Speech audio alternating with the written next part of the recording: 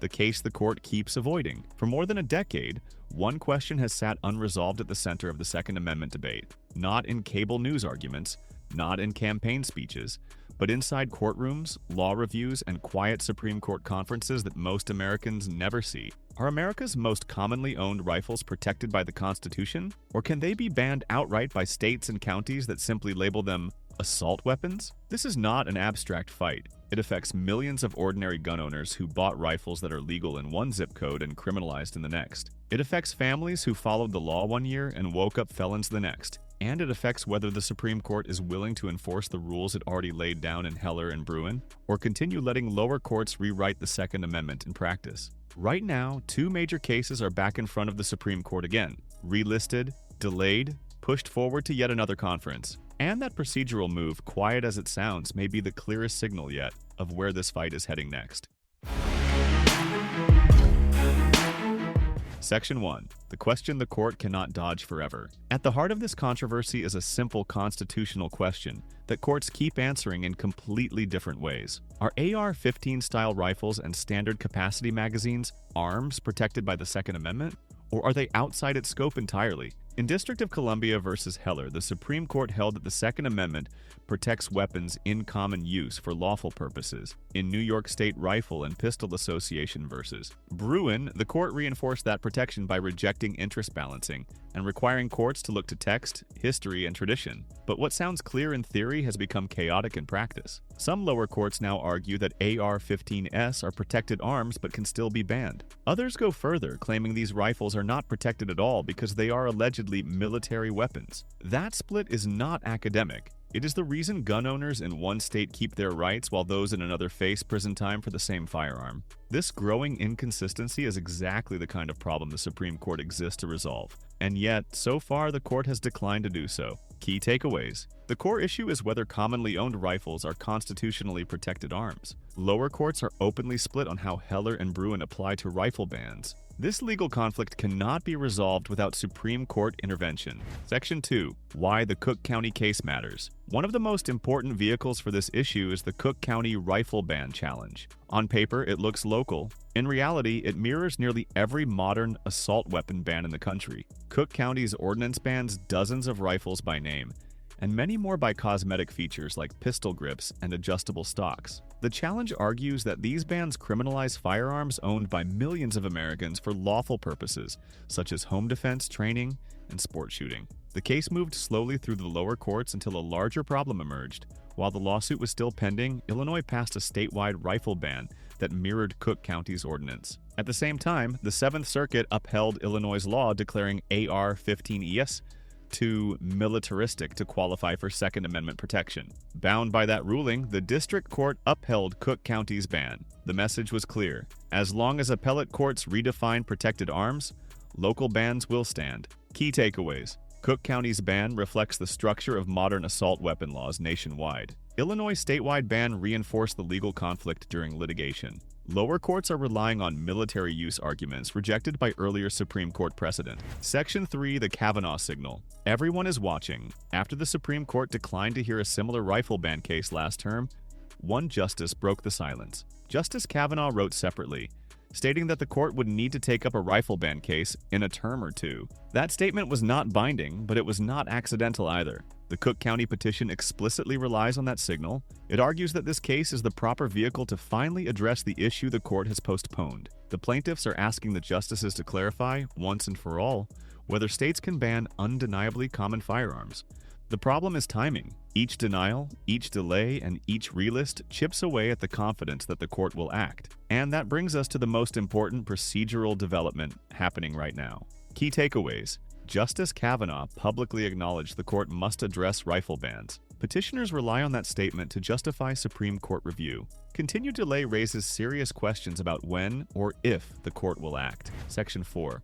Why relisting is not just a technical detail. When the Supreme Court relists a case, it means the justices are not ready to decide whether to grant or deny review. Historically, a single relist can be a positive sign. Many cases granted review were relisted once, but multiple relists change the picture. Statistical analysis of Supreme Court practice shows that the more times a case is relisted, the less likely it is to be granted. Repeated relisting often signals internal disagreement, hesitation, or the drafting of a dissent explaining why the court refused to take the case. That is why observers are paying close attention to both the Cook County rifle case and the California magazine ban case. They are moving together.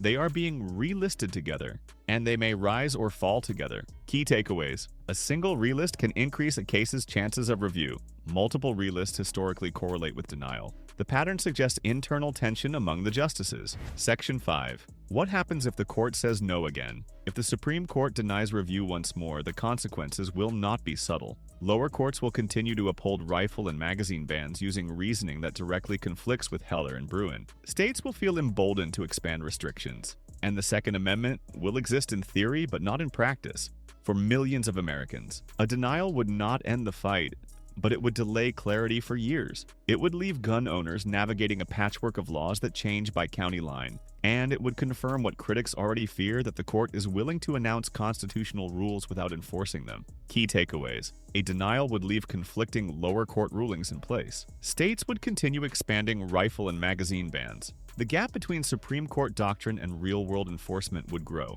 Section 6. What a grant of review would actually change. If the Supreme Court finally grants review in a rifle or magazine ban case, the impact would be immediate and nationwide. Not because the court would instantly strike down every ban, but because it would force lower courts to stop improvising.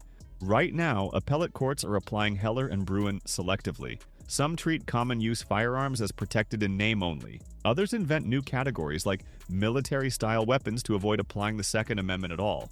A grant of review would shut that door. Once the court takes a case, it must answer the core question it has avoided. Are these firearms arms under the Second Amendment, yes or no? And if they are, can states ban them outright? That ruling would not be limited to Cook County or Illinois. It would reshape every pending rifle and magazine ban case in the country. This is why states are fighting so hard to keep these cases out of the court. They understand that once the justices speak clearly, the legal maneuvering ends. Either bans survive under the Constitution, or they do not. Key takeaways. A grant of review would force uniform application of the Second Amendment doctrine. Lower courts would lose the ability to redefine protected arms case by case. The ruling would ripple across every rifle and magazine ban nationwide. Section 7. Why magazine bans are tied to rifle bans. The court is not just looking at rifles in isolation. Magazine bans are legally inseparable from firearm bans because magazines are necessary to operate modern firearms, as they are commonly owned. In cases like the California magazine ban challenge, states argue that magazines are accessories, not arms, but courts have already recognized that essential components fall under constitutional protection when they are integral to lawful use. A firearm without a functional magazine is not meaningfully usable for self-defense. That is why the court's handling of the Duncan case matters so much. If magazines are protected, then banning commonly owned magazines undermines the protection of the firearms themselves. The court knows this. That is why these cases continue to move together through conferences. Key takeaways. Magazine bans directly affect the usability of protected firearms. Courts cannot logically separate rifle bans from magazine bans. The Supreme Court is likely viewing these cases as part of one constitutional problem. Section 8.